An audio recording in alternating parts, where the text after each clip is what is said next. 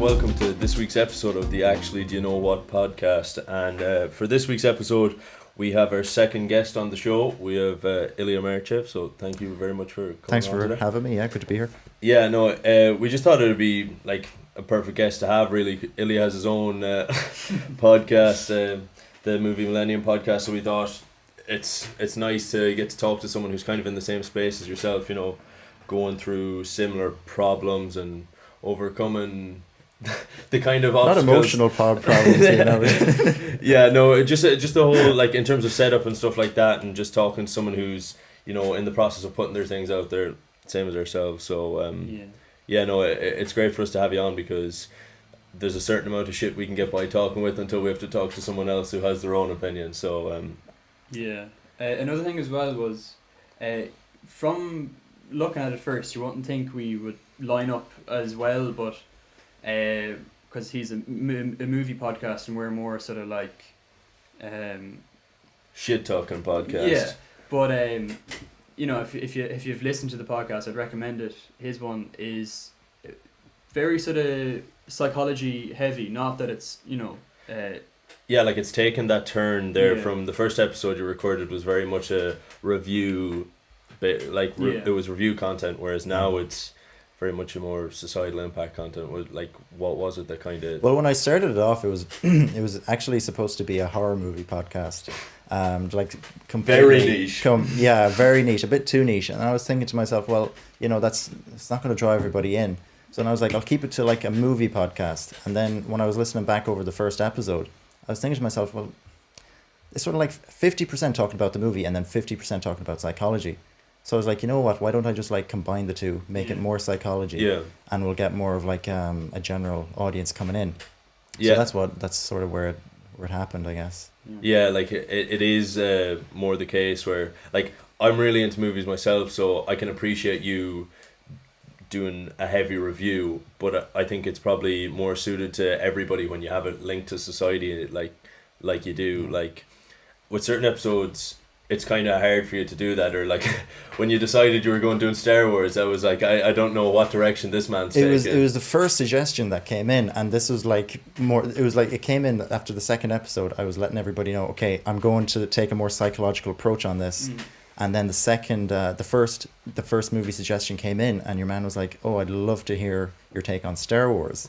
And he hadn't heard the second episode, so he thought I was still doing movie reviews. So I was like, well, I mean, I'll do it, but I mean, I don't know. And I was like, it took me a really long time to actually come up with a topic for that, but like eventually, you know, should go give it a listen. And it worked out well, to be fair. Like, thank you. The one thing I would say with all your episodes is, like, they're that bit shorter than theirs, like they're the half an hour. They're half but time. it flows really well, because with that you're not trying to fill up space either. Like, there's enough content. If you were cutting it any shorter as well, it'd be a case of packing too much shit into too little at a time. The other side of that is that it's like, it's hard for me to squeeze everything I want to get into the half an hour, and there's lots of stuff that I'm sort of like leaving out.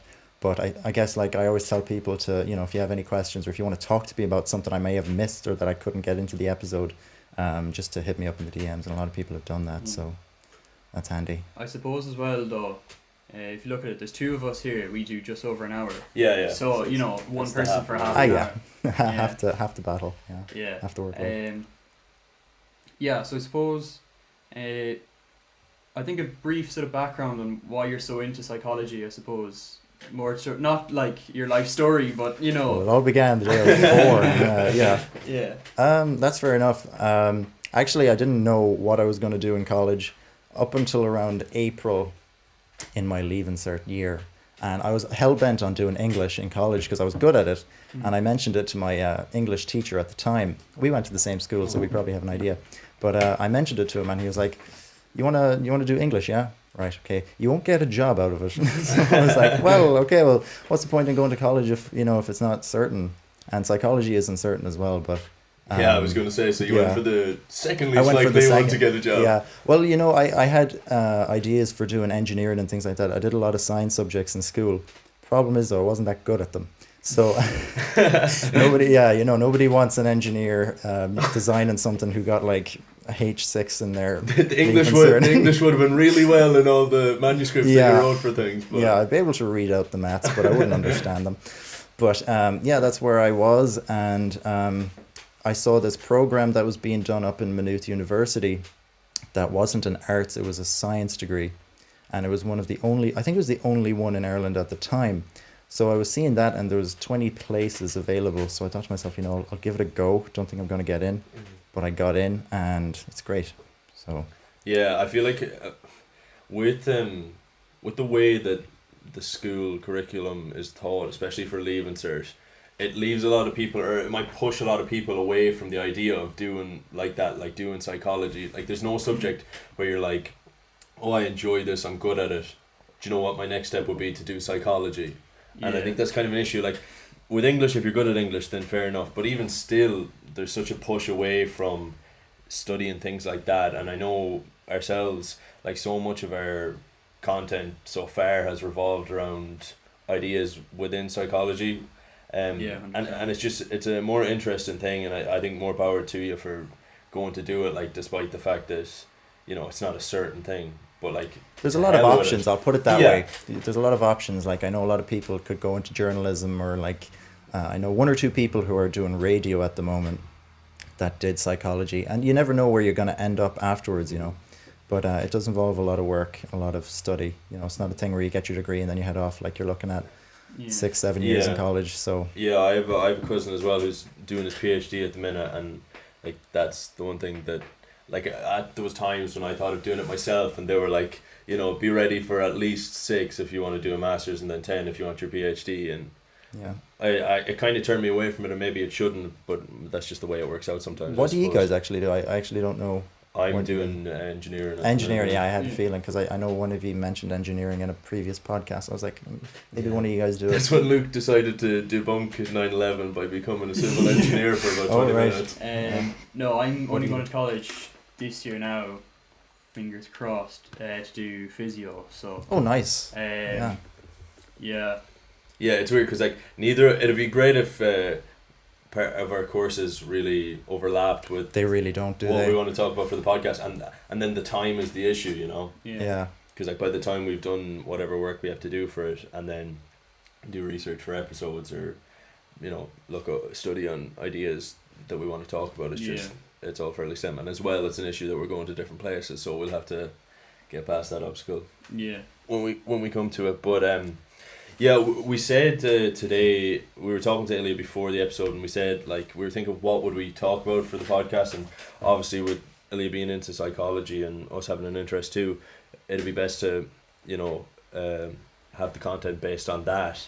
And in that we kind of thought we'd talk about some of the more unethical experiments that have been done in the past. Yeah, great topic of discussion. It's a really good, like Luke had been on about it very early days, and then he brought it up again to say that our next episode should be about that, and it was funny that you had said the same thing. Yeah, actually, but the more you look into it, the crazier it is. Like the last episode we did was religion, or something along. Well, we've recorded one, but we haven't put it up yet. Yeah, but anyway, one of our more recent episodes was religion, or whatever it was, but it was meant to be going through unethical experiments that we would conduct if morals weren't an issue. And I had a few ideas and whatever, and then we just sort of benched it because we were like, maybe there's not. Yeah, between the two of us, we thought it might be tough to flesh out a full episode. Yeah, so. But I think it's found some consistency in terms of what we've put out, in that we've gone through, cults, then morality, and then onto religion, and then like those sort of topics, very well, somewhat psychologically based in terms of how they're affecting how they affect within the society. Yeah. And then we thought this would just be a decent segue into this episode, and as well to have a guest on. It's I will say there's a bit of a difference though now between morality and ethics. There's a bit of a bridge between. Yeah, I suppose.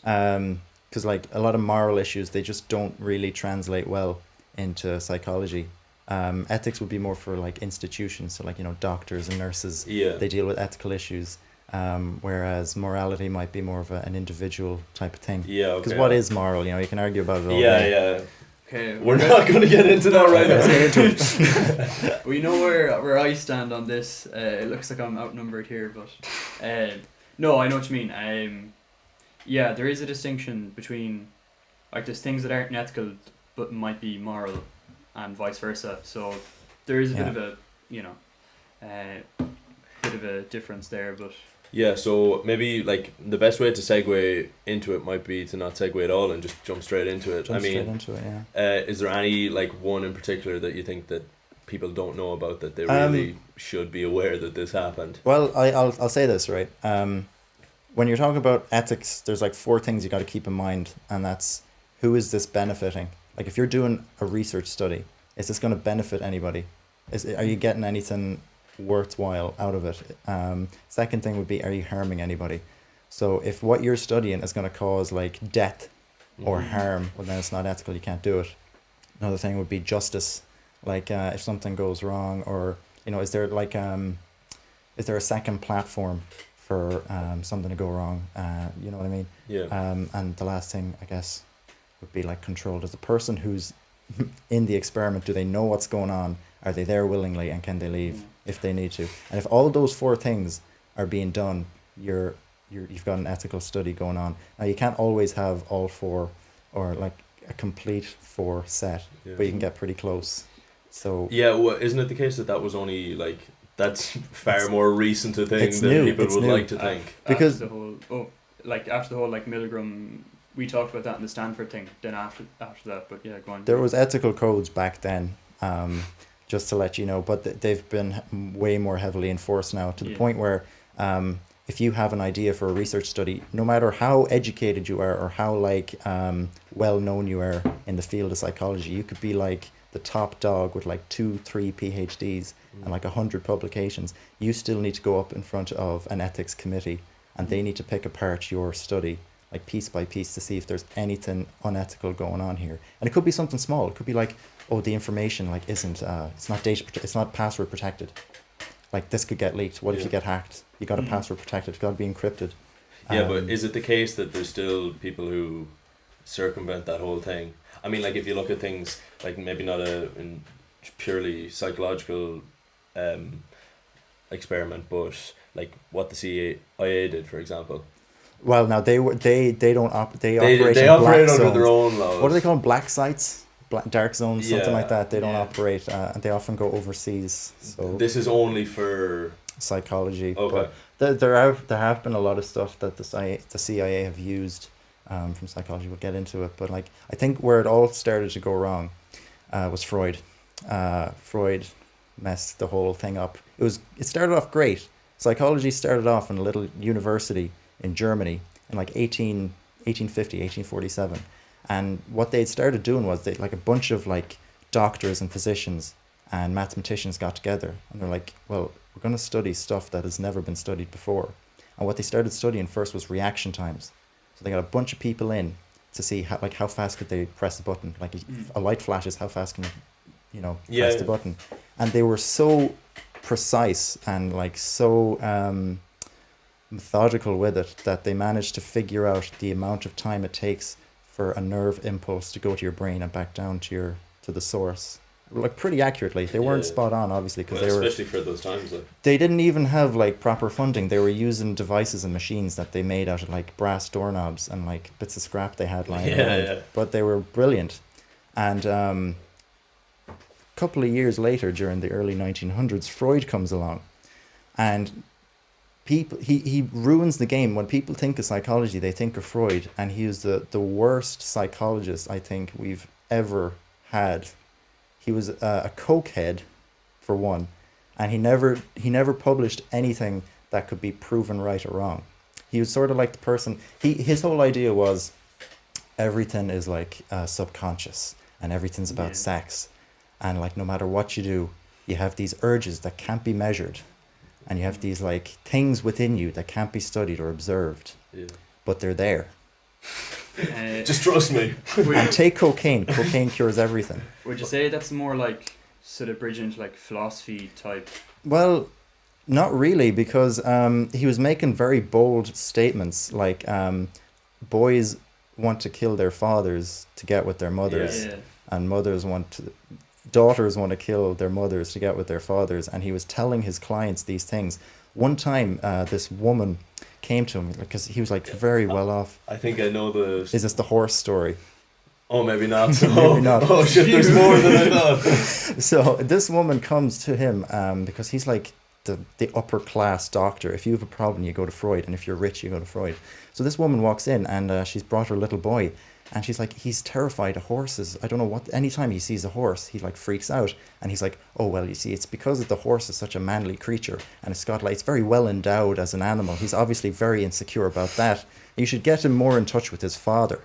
Turns out the boy had like nearly been run over by a horse a few weeks ago, and he was traumatized as a result of it. But he was prescribing like crazy treatments like cocaine, and I think you mentioned that you were probably on the same track as me. Is this the woman that he treated for? Yeah.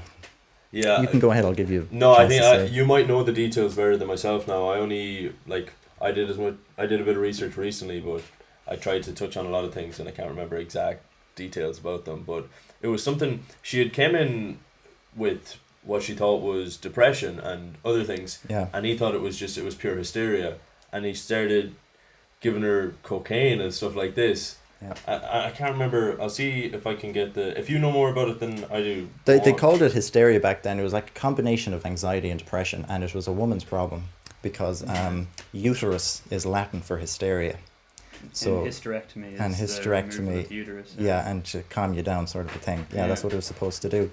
But he again just kept prescribing her cocaine, and I'm pretty sure he had her for a couple of months where he was just like dosing her up with cocaine and like telling her to do these like crazy actions and rituals that had no. And her nose got really badly damaged as well. He had to cauterize her nose as well. Yeah. Sick, but that's what the standard was back then. And even his student, he had a student called Carl Jung. Big Jordan Peterson talking point, yeah. Yeah. Well, Carl Jung was a freak obsession fan of Freud at first, but then as Carl Jung sort of got older and got more experience, he realized that this was a kind of a little bit of bullshit. Yeah. But they had another woman in who was like severely hysteric, quote unquote, and he actually had an affair with her. They made a movie out of it with Michael Fassbender and Keira Knightley, and there was a big, like, huge, like, intensely sexual relationship going on with them, and obviously you can't do that, like, you know, it's very unethical. Can't do anything like that. But yeah, and like I suppose it's hard kind of for us to fathom the thinking behind psychology to go from what it started with to such unethical practices with Freud. Yeah. But I mean, if everyone buys into the same belief that this guy is the high and mighty that they made him out to be, then he was controversial. That was the thing, because psychology wasn't really taken seriously. It wasn't very well known. Was it the case that in the psychology community he was? People hated him in the psychology community. Yeah, they really disliked him, and it started to cause a huge stir over in the US because, you know, they're during the early 1900s were pretty. They were a free country, but they were still pretty traditionalist. You know, they had a lot of traditions and values, and around the late 1930s, early 1940s, this guy comes out called John Watson, and he was like the second coming to psychology. He was like one of the most influential people, and he but he brought this school of thought called behaviorism, and in my opinion, from everything I've looked at, behaviorism is where all these unethical experiments happen. Behaviorism is the idea, input, output. So you have a human, they take in experiences, sensations, and that influences their behavior. Pretty simple. You do engineering, do you coding or anything like that? Yeah, small bit, input, output. Yeah, X to Y, all that sort of stuff. And to prove that he was right, he did a bunch of experiments, and one of them was called Little Albert. Yeah, pretty dark. Do you guys want to? Yeah, so basically the experiment that you're on about is he had this, I think he was a 9-month-old baby, and he introduced him to loads of different stimulus, and he had great reactions to it, and then he started introducing him to a white rat. And every time that little Albert went to touch the white rat, he hit a metal bar behind him with a hammer or something, or with another bar, and it made this really, like, that's a very jarring sound to a 9-month-old baby. Yeah. And it became the case that little Albert, every time that the rat came near him, that he'd start crying, and he grew a complete phobia to the sight of the rat, to the idea of touching the rat. And I'm pretty sure that carried on with him throughout his childhood, or there was some sense of trauma that carried through. The whole idea was Watson had this phrase. He was like the Dr. Phil of the 1940s, but like famous for science, not for like having psychos on his TV show. But his whole thing was, he had this saying, he says, if you give me a child, I'll make that child into a doctor or a thief. Something like that. He said he could do anything, like, you know, from an early age. You could grow someone from a blank slate into whatever you wanted. Yeah, he thought that people were completely malleable. Like. Yeah, so his whole idea was to take this 9-month-old, make it afraid of something, show that fear is learned, and then he had the idea of unlearning that fear in the child. He was going to later condition the child to not be afraid of the white rat. But it was a lot darker than what you said, because the child actually developed a fear of the color white. He was afraid of beards, white beards. He was afraid of white dresses. He was afraid of like a lot of things that are white. Yeah. Unfortunately, well, that's very unethical, first of all, because you're harming the child. You're giving the child a phobia. Who's benefiting from this? Just like, I'm just proving my point. Yeah, exactly. And like, it's not like the child can say, actually, you know what, I'd like to withdraw from the experiment, please and thank you, which you're very allowed to do. If anybody wants to sign up online for some psychology projects, or, you know, participate in research, you can. And if you do, you can withdraw your information and data at any point in time and just jump out. But as a baby, you can't do that. And the parents weren't doing anything either, because like, oh, my child is working with the famous John Watson, like, you know, it's a brilliant thing. But before they could get him to unlearn this fear, John Watson lost his job because the university found out that he was having an affair with his lab assistant. So they're like, ooh, no, we don't want to be associated with this. It seems a common motif among these fellas. Yeah. Affair galore, you know. It's pure corruption of power as well. Like, yeah, when exactly. you're dealing with someone that idolizes you to such an extent, you just feel like a superhero. Yeah, and they learn mind control in college as well. So. Oh yeah, we do learn mind control. Yeah, I mind control you to get me on this podcast, but yeah, poor Albert. Like, he was a mystery for years, so nobody ever knew what happened to Albert. And when we were doing this in college, it was sort of implied that Albert had a terrible life, and he you know, he was afraid of the color white, and it affected him. And there was a lot of work done, and they found out that, you know, little Albert died at the age of 6 due to malaria or something like that. So we never knew like if it affected his later life, but it was just super unethical. Yeah, and another one of behaviorism's crimes against humanity, I guess you could say. Yeah, like, even this is a like almost completely, it's not totally different, but like, when we originally thought up this idea of speaking about like the most unethical experiments, like, I don't know if you want to talk about the one that you had been on about. Yeah, so there's no way it's ethical whatsoever. Or I don't think really possible, like. Yeah, no way possible. It's not my idea now. I found it from somewhere. Is this a real experiment? No, it's not a real experiment. Okay, it's an idea for an experiment. It's like a hypothetical, but okay. Yeah, like, if you're thinking of the most unethical experiment that one person could think of. Okay. This is like Nazi stuff. Not actually, but so it benefits nobody really. All you learn is like a little. At the end, all you do is like, what you know. Interesting. Noted. But it goes that you can do it from any sort of angle, like, but basically you get 2 newborn babies, or whatever number of newborn babies. We'll say 6 to make things interesting. We'll say 6. 6 newborn babies. Yeah. Okay. To 2 crowds, you know, 3's a crowd, 2. Anyway. So yeah, you just put them in a room with like nothing, and just feed them or whatever, and no external like contact from any other people. And if you look at it from like the like language development point of view, just leave them in there for like years and see what language they come up. Like, do they have a language system, or do they actually talk? And I started looking at it from the point of like, there's this fella, he's a linguist, but not really, he's not famous, he's a YouTuber as well, Tom Scott, and he's talking about this, how different languages have different colour sets. So like, let's say certain people that live in certain places will have way more colours for green than we do. They'll make distinctions in different places. So if you just throw babies.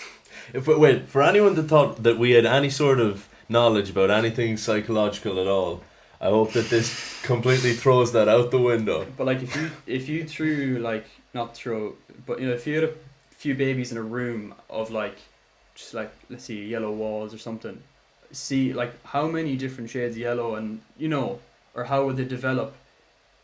Basically, it's just. So are they spending their whole lives in this? Yeah. Well, language is shaped by what you see around you. Yeah, that's it. Yeah. That's what I'm saying, if they're limited to a tiny little room with just each other, chances there they aren't going to develop. They probably won't develop language at all. They'll probably just rely on like a few consonant sounds and points. Because like when you think about it, children learn language from adults Yeah. and from other people, and without that input, I don't think it would take generations. Yeah. If you just if you just play like random clips of people speaking about nothing, Play the podcast. We get 6 new listeners. These babies are stunted in every way, but you just played like Albert Einstein or MIT lectures, and they're like astrophysics and shit. No, is there any point like or any specific part of psychology that like tickles your interest in particular? Like what? Like I know it's early days, obviously in your course. Yeah. But that you plan to move forward with. We haven't done it yet, but I'm already looking at like business psychology, and my knowledge of this is a lot less broad.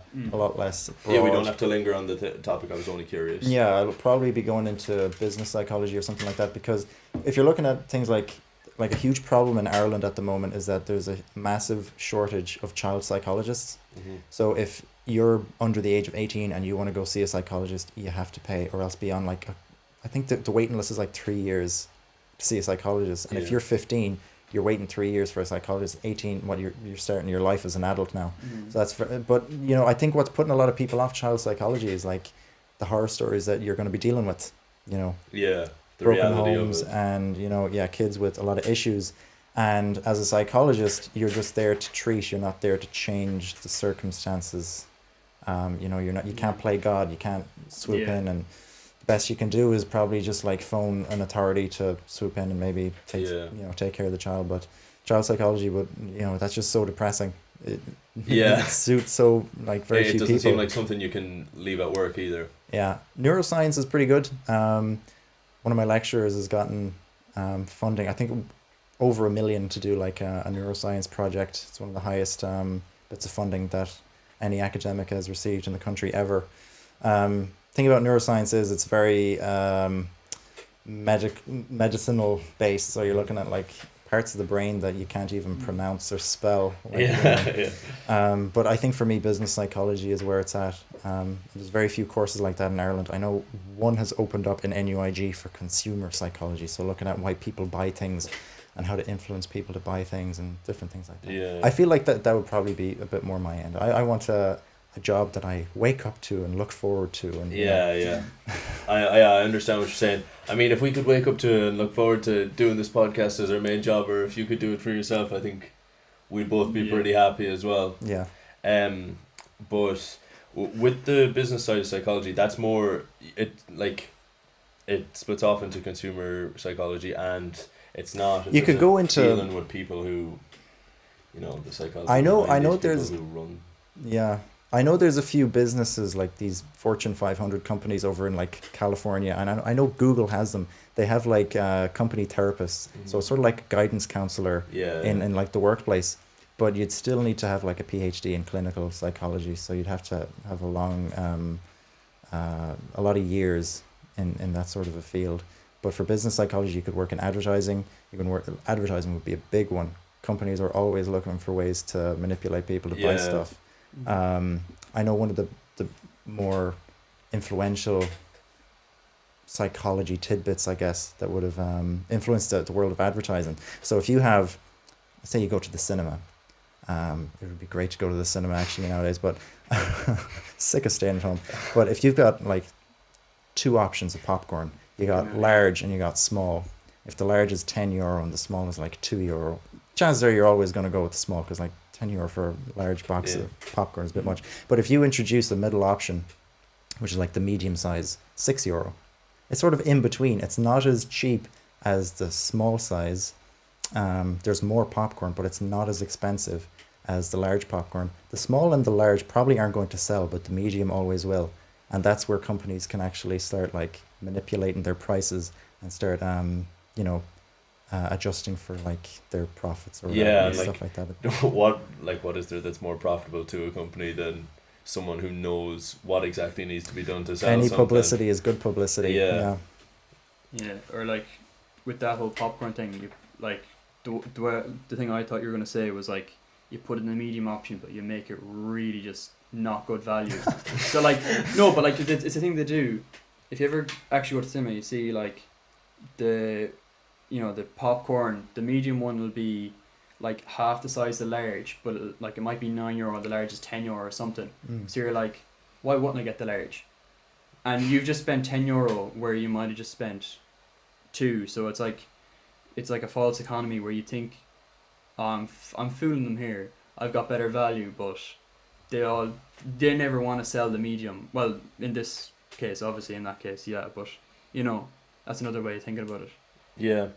I don't know exactly how we're going to go back to scaring babies from talking about popcorn, but we're going to try our best. So I mean, we could stick with behaviorism because that's where it's all at. That's where all the juicy stuff is at. Like, what was kind of the follow-on, or like from Watson? Yeah, like, is it a case that it was it gets worse, a continuum of getting worse? Yeah, it wasn't just certain events. Somebody who was even more famous than John Watson. Nobody thought it could be done, but somebody was more popular than John Watson. Well, see, John Watson was getting divorced after that whole fiasco with the affair, so he sort of faded out of the limelight and lost all of his credibility. So one of his students, a guy called B.F. Skinner, comes along, and he reads about Ivan Pavlov, and Pavlov has his dogs. Yeah, conditioning. You ring a bell, and you give a dog a food, and you give dogs their meals or whatever, and then whenever you ring the bell, they're always going to start drooling because they'll associate the food with the bell. He was thinking, well, that could probably extend into loads of different ways, and he invented these things called Skinner boxes. It was where just a small little, sort of like a cage almost, full of levers, buttons and pulleys, and you'd stick an animal in there, and the animal is just left in there for a couple of hours, and they're sort of like figuring how to get out. So eventually they're going to start pulling at like the buttons or the levers and the pulley, and one of these options is going to drop a little food pellet through the roof, and they'll eat it. So they'll think, if I keep doing this, I'm going to get more food. But then every day the order of what they should do changes. And it got so sophisticated where he was able to train pigeons to like spin around in a circle, hop on one leg, and then like peck the ground 3 times to get a piece of food, right? That sounds pretty normal, and like, a lot worse things are done to animals nowadays that are passed by ethics committees. But where it gets kind of disturbing is that after a couple of years, this guy called Martin Seligman, fuck Martin Seligman, I'm saying it here wants to clip this from the podcast. Yeah, I'm starting beef. When he dies, put that on his gravestone. Yeah, he gets like, okay, so animals can learn how to like fend for themselves and like, survive in boxes and cages. He came up with this really disturbing idea called learned helplessness. Can you train someone to feel helpless, where they let whatever bad things can happen to them. So he gets these dogs, and he puts them in a Skinner box, more or less. And the Skinner box is divided in half by like a little gap. And the dog can hop from one side to the other. So he puts the dog in the first half, where the floor is electrified. So the dog gets a shock. Luke is like cringing over here. But the dog gets a shock and hops to the other side. And where there's like food and everything. And they repeat that over the course of a few days. Gets to the point where the dog doesn't even go to that first half of the cage anymore. It just learns to stay on the other side, keep away from this side. It's bad. Day 10, thereabouts, he electrifies both sides. I was just about to say. Yeah, he electrifies both sides. And at first the dog tries like jumping between one or the other. This continues for like a really long time until the dog just like sits and just accepts that it's going to get electrocuted. Day 11, he brings the dog in, has the same story as it was before. One half is electrified, the other half isn't. The dog sits on the electrified part, doesn't move, even though it could go to another side and be safe from the electrocutions. It just stays there and takes it because it's learned to be helpless. It doesn't see a way out. There's no hope. Have you guys heard of Guantanamo Bay? Yeah. Yeah. Oh, jeez. So Martin Seligman has a very nice career after that shocking amount of ethical violations.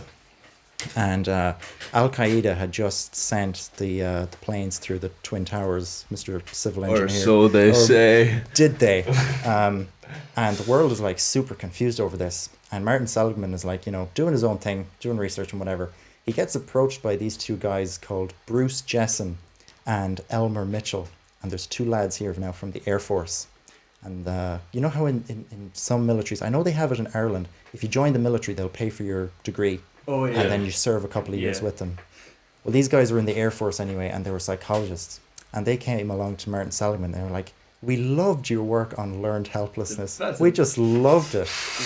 What about learned hopelessness? And Martin Seligman was like, well, I don't know what you're on about, but I'll give you all the stuff that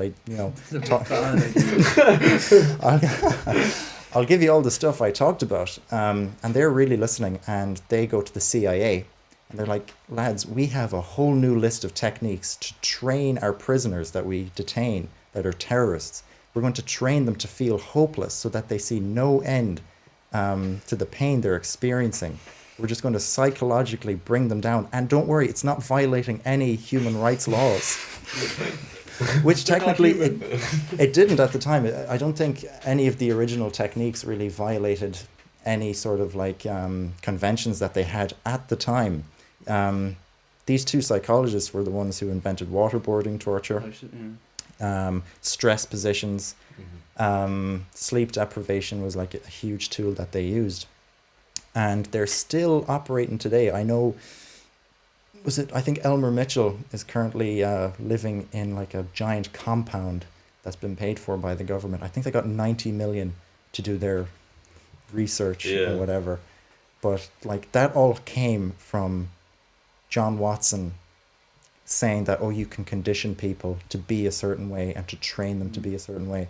And a lot of the detainees that they had genuinely fell into a pit of hopelessness where they, couldn't see an end, and a lot of them gave up a lot of information. Yeah, it seemed like from the start, what was it, behaviorism it was called, that that was just doomed to be a disaster anyways, because it's people thinking I wonder would someone do this really terrible thing? How am I going to find out? I'm going to do an experiment to prove it. And look, it could be used in both lights, but it is open to being used for the negative, which it obviously was. Even there's the monster study. Yeah.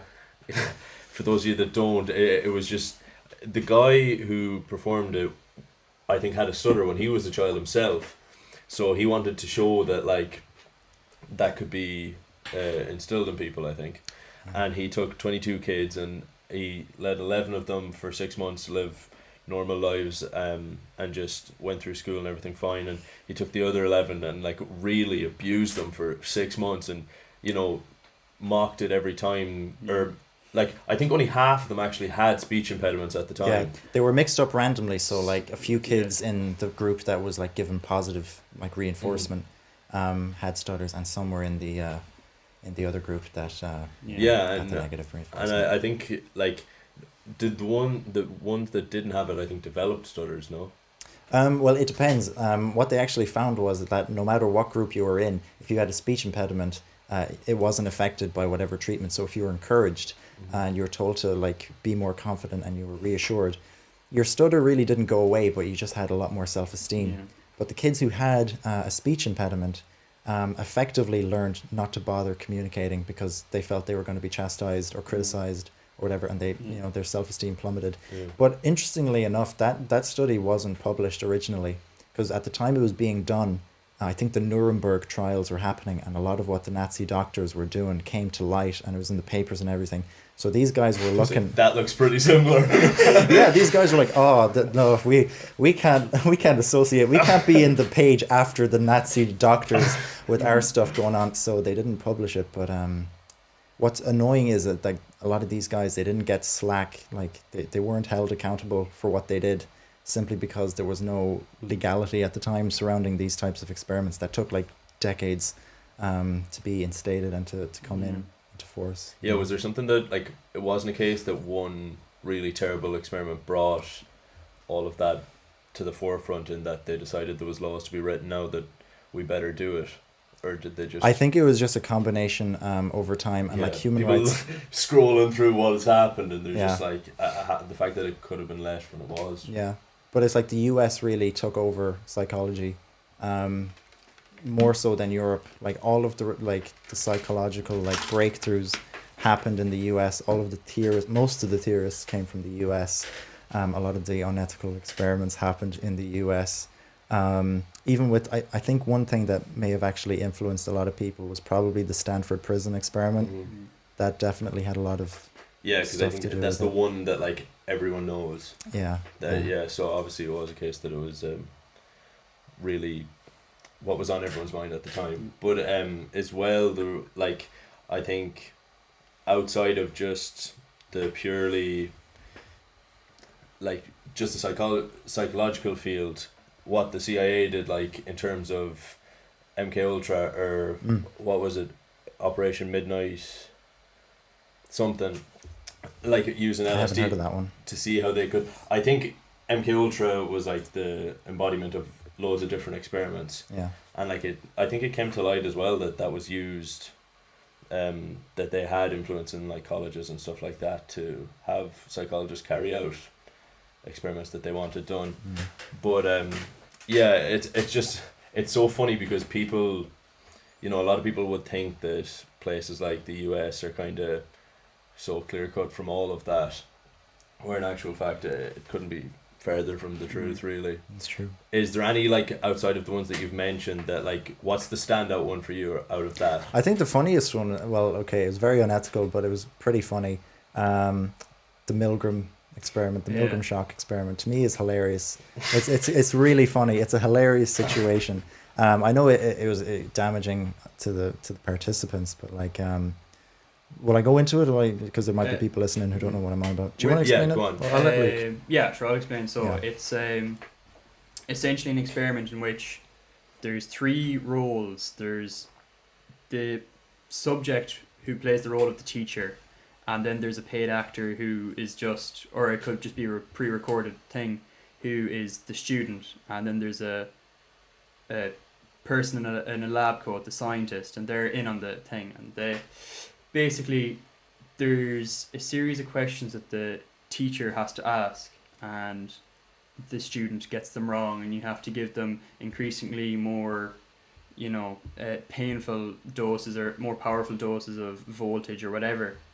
And it's sort of trying to get them to a point where they know what's wrong, and they would rather not do it, but the authoritative figure sort of pushes them on to do it.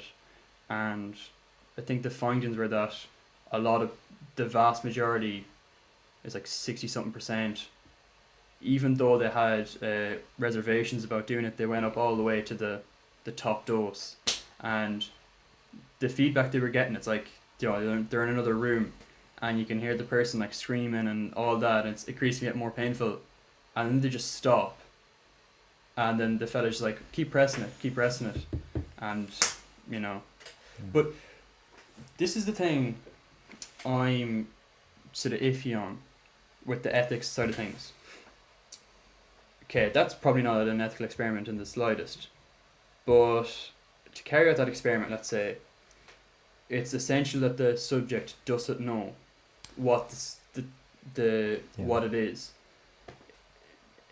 Can you do any experiments with that anymore? Yeah. But the thing is about that experiment is they all, I think it was 65% of people in that experiment killed the other person, killed the learner. Yeah. And they left. They weren't ever told. I think it was 6 months after they read about it that it was a hoax. So they left the lab thinking, I've just murdered someone. I'm capable of murder. But obviously you can't tell them we're going to actually deceive you here. We're going to play a little prank on you. It's going to be great. You're going to love it in 6 months. But you can't do that. But a lot of experiments you have to do that because there's participant bias.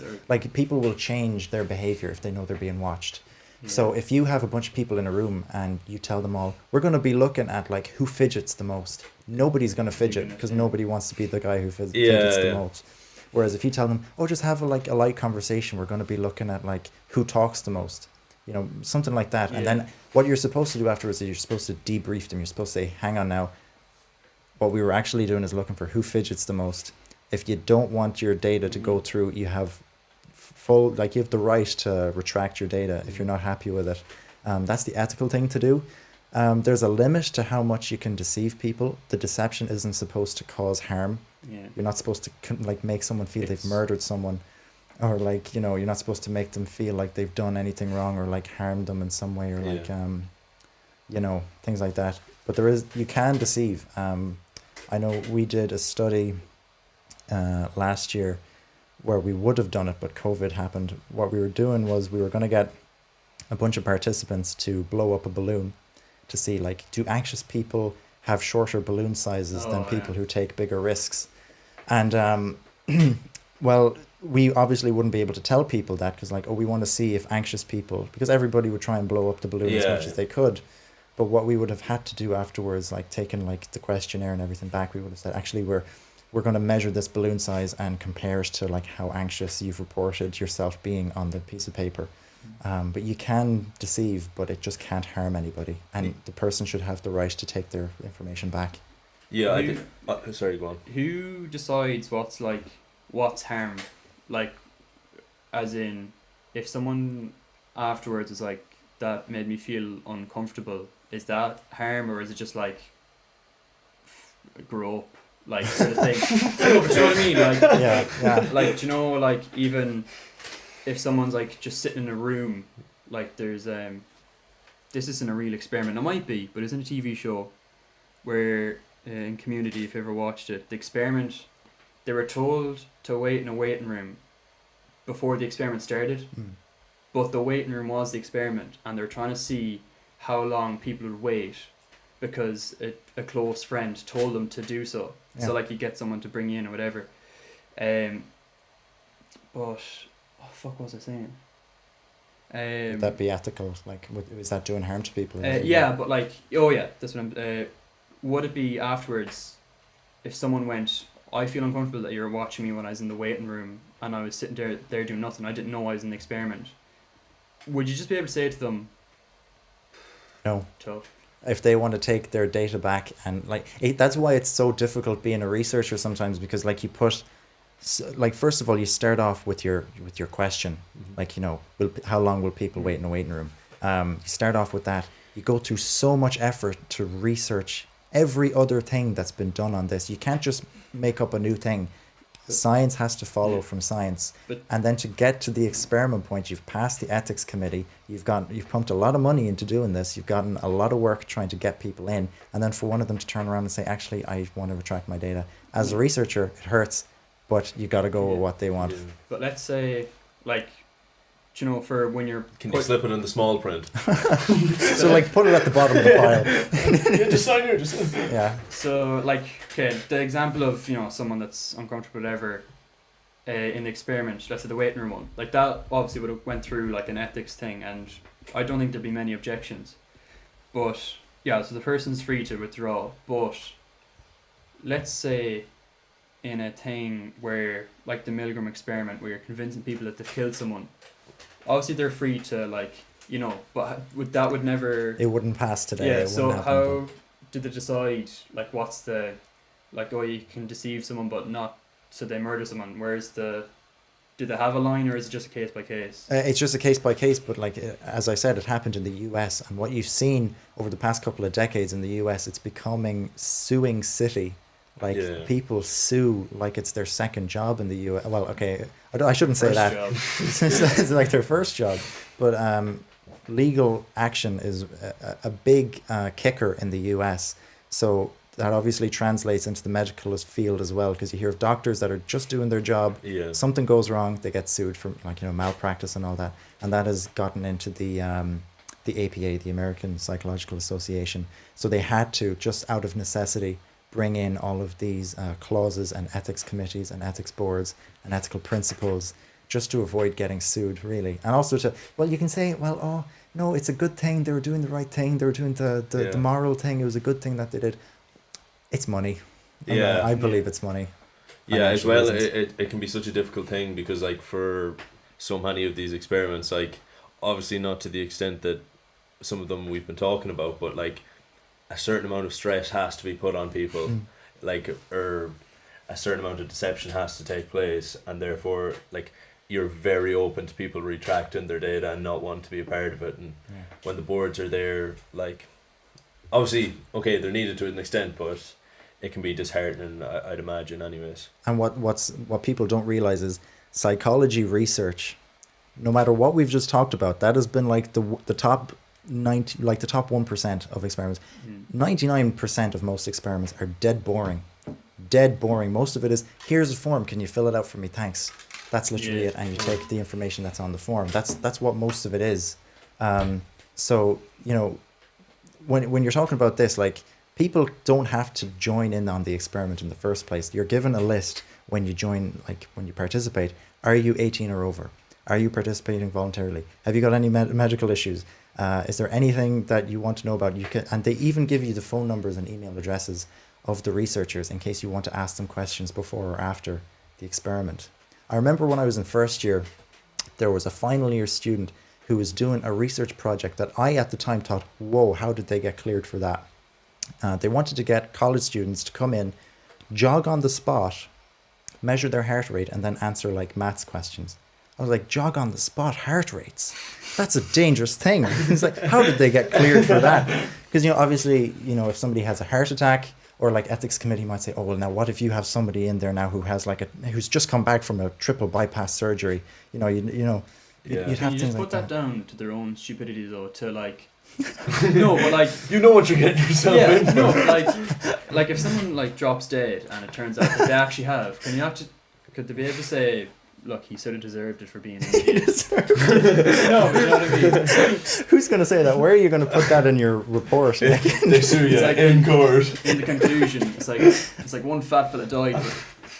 Look it. Well, you know, obviously you just got to be careful, and there's always an exclusion criteria. So if you're doing like a study on sleep, you might be excluded if you have things like narcolepsy or like sleep problems or like anxiety or like sleep anxiety is a thing. Like you might be excluded just on those things alone. Like, you know.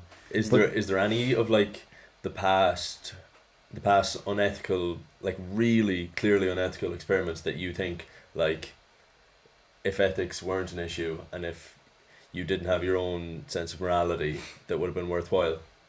Ooh. Because I'm sitting here saying, oh, this was disgusting that this happened. Well, in fairness, a lot of them did lead to a lot of good. Like behaviorism did lead to a lot of information. I think neuroscience, like unethical experiments in neuroscience, are probably close to an exception, but not fully an exception. There's a fella called Patient HM. I can't remember his name because, like, in psychology we don't use names, we use like ID codes. So I can't remember the real guy's name. He was a fella who used to have like really bad epilepsy, and he went to a neurosurgeon at the time, and the neurosurgeon was like, well, we can fix this, it's going to be really easy. My research has told me that there's a part of your brain, if we just take that out, you'll be absolutely grand. I think they called it a prefrontal lobotomy, so it was around the front area of your head where they'd be taking a piece out, a tiny piece. What it did was, your man woke up, and then after 5 minutes, they found he couldn't form new memories. So, like, all he could remember was going into the surgery and everything before that. But after 5 minutes, his memory would reset and he'd have no idea where he was, what was going on, anything that had happened. Like, you know, very unethical. But what was even worse was that this doctor actually carried out the experiment on a bunch of other epilepsy patients, like a few more dozen times, and the same result happened, that they couldn't. They found out that they couldn't make new memories. And he's such a massive, he was a wealth of information. I know that's kind of harsh to like, because he was a human being, and his wife and his family were like aging around him, and it got to a point where he couldn't recognize them because they were so old, you know. It was really cruel. Yeah. But what they did, I guess, find out was, like, they studied him for like decades, and there's been other people that they've studied for like close to 40 years, that they've learned a lot about the brain and how the brain works and how memory works and all this sort of stuff. But, like, where's the ethics in, like, studying a person who forgets he's in an experiment after 5 minutes? Yeah, exactly. Constantly for 40 years. You know what I mean? That, very unethical. but it gave us a lot of information about the brain, and the more we know about the brain, the more. Yeah, it's like with stuff like that, it can be far more worthwhile than like, let's say, like what the Nazis did, where it was just they were experimenting for the sake of like finding out everything they could find out, whether it be beneficial or not. And it's kind of, it's tough in that, like, obviously it's unethical that they took such little consideration, but for some of them, was it a case that they didn't know quite how traumatic the outcomes would be? Like for, let's say, like little Albert's case, like, was it, I suppose it's negligence.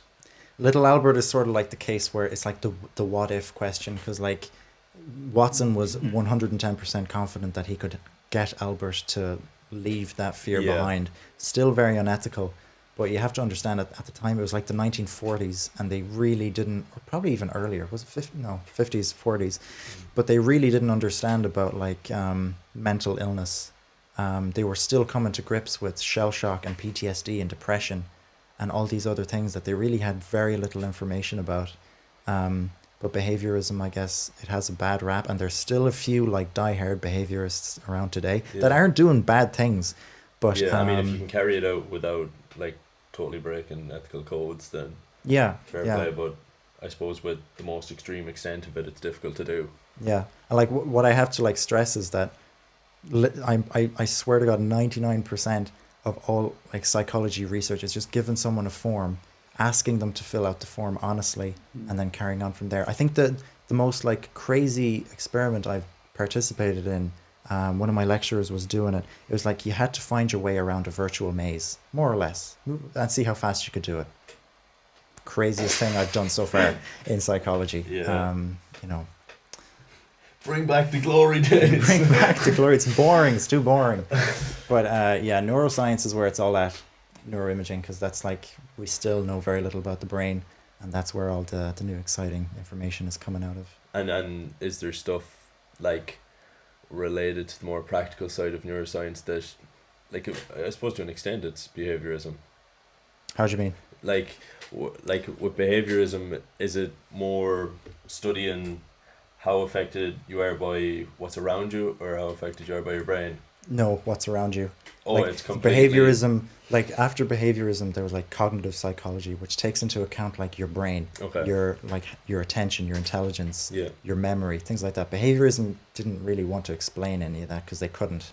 Behaviorism can't explain why there's differences. Like, let's say you have a child and you give that child loads of books and like teach the child to value education and to value knowledge, but they grow up and like, they have an IQ of like 70. It's like behaviorism can't explain that. They're supposed to be smart. But then if you have somebody like, I don't know if you've seen the movie Good Will Hunting. It's like a lad who'd never really been educated before, was like a maths genius. And was like, And a really tough man from Boston. From Boston, the pilot, But behaviorism couldn't explain that, but I can't remember your question. I think it was about neuroscience and behaviorism. You kind of answered it in that, because I was wondering where, like, was there an overlap, or I was wondering where, but obviously there's none, so it was there an overlap between the two? And there kind of is, because like in the early days of psychology, was he French? I think there was a guy, Paul Broca, he might have been French, he was European, I think, and he had this fella come into him who could only say the word tan. Like tan. If you ask him, how was your day today? He'd say tan. What time is it? Tan. Like Hodor. Yeah. Or like Groot or something. Can only say one thing. And they found like he had a part of his brain on the left side around his ear that had been severely damaged, and that was the site for speech production. So that had been damaged. So a lot of studies in neuroscience look at people who've had like really nasty head injuries that are observable and that produce like an extreme behavior, like saying tan or forgetting all your memories or can't make new memories and things like that. That's sort of like we discussed it in, I think, episode 2. Your man, was it Charles Whitman? Yeah. The clock tower guy who like killed like 18 people, and in his suicide note he was like, open up my head and see what's wrong, because there's definitely something there. And they found there's a massive tumor on a certain part of his brain that controlled like impulse control or something like that. So the only way we find anything out about the brain is by looking at what's wrong with it. If something breaks in the brain and it produces an extreme reaction, that's how we know. Yeah. Which is sad, because people have to get hit on the head for yeah, sort of and knowledge to come out. Is it an easy bridge to gap in terms of going from, like, you're studying pure psychology to go to the neuropsychological or the neuroscience? It is so difficult. If you're doing something like child development, like the early guys looking at like how children grow, like how they grow mentally, had very little knowledge of the brain, almost zero knowledge of the brain, and how it like developed and how it matured and what all the functions were. And then to try and find the overlap, it's sort of like always playing catch up. Because if you have a theory that by the age of 15, a child should be able to like think critically and understand that other people have other ideas that might be different to them, and to be able to question the world around them. And then you look at parts of the brain, it's like, well, what parts are responsible for that, and why and how? It doesn't fully work out. So psychology a lot of the time is sort of like playing catch up, fighting against itself in parts, like, because yeah. And unlike, let's say, maths or like physics, well, okay, we'll stick with maths because it's a bit easier. Maths has like theories that are definite and like numerical and stuff like that, and counting and arithmetic. Those things can't be broken. Nobody's ever going to come out and say, well, actually, 1 + 2 actually does equal to 5. Nobody's ever going to come out and do that, because there are things that are definite. But there isn't that in psychology. There's so many theories that are conflicting in some ways. But so keeping that in mind, to what extent should you take theories as being cemented? Take it with a grain of salt. Is there any, maybe, like, is there an example? But if not, like, what would it take for you to be like, this is it? Anything like objectively the case, like. Oh, well, objectively, there's no such thing as an objective test in psychology. The one I mentioned earlier, the balloon test, was like seeing if like anxious people have smaller balloon sizes than people who aren't. That didn't turn out to be true at all. But the fella who came up with it was like, no, this is definitely true. And he made like a 900-page book with a bunch of these tests that were supposed to measure. He must have seemed like a fool. Yeah, I don't think any of his things really came true. I don't think so. I might be wrong. That's 900 pages. Yeah, it's put away. But that's the thing. That's the thing, about research. Like, the sad thing is that you might do an experiment and you might do everything right. Mm-hmm. Your methodology might be right, your statistics might be completely correct, and you still get a negative result, and you might not know why or how. And the journal that like you're supposed to be getting published by will say, well, you got a negative result, it's not exciting enough for our readers. Yeah. We won't publish that. But what if that's like super important? Yeah. What if something somewhere, what if like the participant in question, or the participants, or there was something small that somehow like broke this rule within the theory, gets overlooked simply because the journal was like, well, it's not exciting enough, like, who's going to buy this? Maybe you're looking at the wrong like variables. Like, you could have, if you focus on something else, you could have just fucking, broke new ground. But because you're looking at something else, And go on. In terms of like matching, like, let's say opposite theories have been, or like the theory has been proven to be right in one case, and then the opposite of the same theory has been proven, or like an opposing theory. What, like, conflating those two, like if it came to an argument and the guy who's carried out this has found one thing and someone's carried out another that's found it the opposite, like, where do you breach that ground there? How does it come to understand it? One thing I was reading recently, I was for some reason my YouTube feed was just bombarded with like TikTok videos of fat phobia. Like these like crazy people on TikTok ranting and raving about fat phobia. One person was like, oh, if you have an eating disorder, you're fat phobic. Okay, yikes. But I was like, well, yeah, what is fat phobia all about? Like, does that actually impact like your likelihood of getting a job? And what I found, this article that had looked at 30 plus studies on job discrimination and fat phobia. And they came up with two things that to me seem very different. So this article was saying, well, there's two things to keep in mind about fat phobia. The fatter you are, the poorer you are. But the poorer you are, the fatter you are. And the fatter you are, the more likely you are to not get higher paid jobs. But the more higher paid you are, the more likely you are to be overweight. The more money you have, the more money you'll be able to spend on food. But the less money you have, So, I think they wrote that trying to confuse you. No, I'm explaining it wrong. They wrote it lovely, but I'm explaining it wrong. No, but even if you're like not taking exact quotes, the fact that they say such different things, conflicting things. Yeah. There's a lot of disagreement sometimes, but the disagreement is good because who was it? There was some scientist that said it. Was it Einstein or was it somebody, Carl Sagan maybe? Some scientist said, I really hope in 100 years' time my field is still being questioned. I hope it doesn't get to a point where there's no more progress being made, because at that point it's very unlikely that you've figured it out. It's just that you've locked yourself into like a cage of an echo chamber. I know you guys are saying that a lot. Yeah, well that whole the whole idea of the scientific method is just pure skepticism. So I mean, with psychology, it doesn't seem like they can get to the case unless like that some neuroscientific discovery can be made that solves everything. Yeah. It doesn't seem like we'll get to that point anytime soon anyways. There's over a dozen different explanations for schizophrenia. There's over a dozen different explanations for Alzheimer's. There's tons of explanations for epilepsy. Yeah. Nothing's really that certain. It's getting to a point where, because obviously psychology is very young as a science. It started in the 1800s, just looking at reaction times.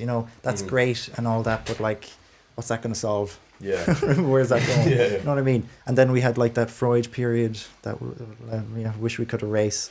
But like really psychology is only, let's say, 70 years old, 80 years old. It's a young, when you think about how long like geometry and astronomy and engineering's been around, like you guys have been around for like thousands of years. Like physiotherapy, like the human body's been explored since like what?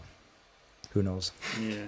Yeah, and I think that might actually be a fairly perfect thing to sum up the episode in terms of we've come full circle without barely scratching the surface. So I mean, it is a nice way to finish up the episode, I think. I suppose so. I don't think there's anything more to. Yeah, is there anything you'd like to shout out yourself on? Go look at the Movie Millennium Podcast for more of my voice and for more discussions. Soothing music behind it as well. Yeah, the free lo-fi beats off YouTube.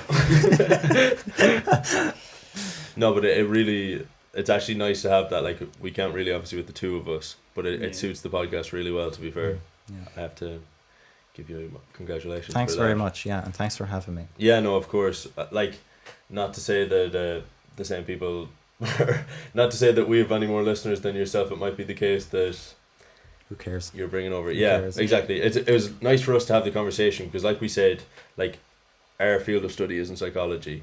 We have an interest in psychology. We can listen to a certain amount of stuff, but it's nice to be able to sit down with someone for an hour who knows more than ourselves, and that was the whole idea 100%. Of the podcast was to try and further our knowledge. So fair play for that. Yeah. So that's perfect. So thanks for anyone that was listening. All right. Thanks.